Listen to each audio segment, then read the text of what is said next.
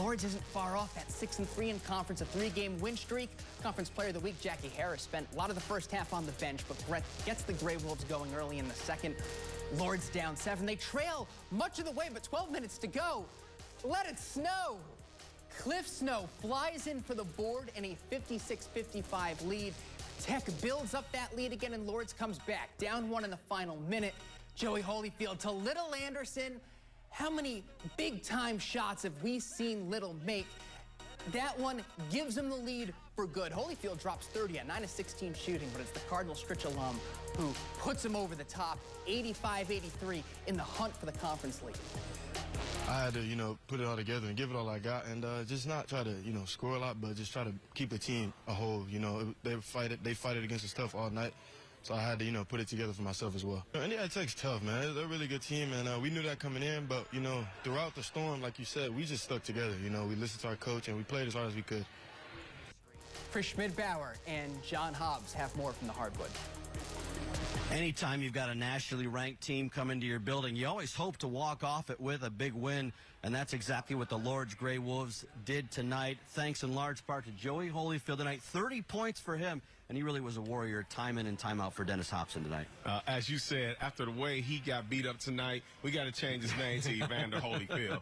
I mean, Joey Holifield absolutely put this team on his back tonight, and he carried them. And when you're playing a team like Indiana Tech, you've got to have that person that wants the ball and wants to will his team to win, and that's what Holifield did tonight.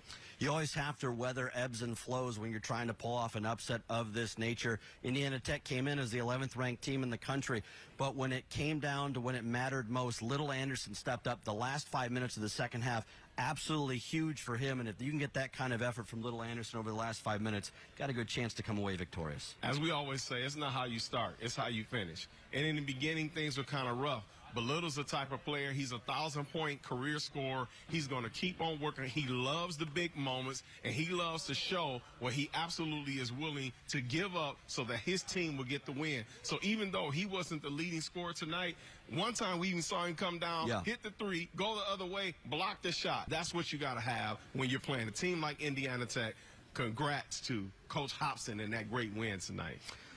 You always got to be more consistent, though. If you want to continue to build upon this for the Lourdes Grey Wolves, we've got to see consistency on the defensive end. Too many times Indiana Tech took advantage with their size on the inside. I'm sure Dennis Hobson will be working with these guys on film. Better post presence defensively moving forward. And you know what, Chris? They definitely have to be more consistent. They can't take plays off. They can't let the ball go down the other end of the floor 3 or 4 times in a row and the team score behind them.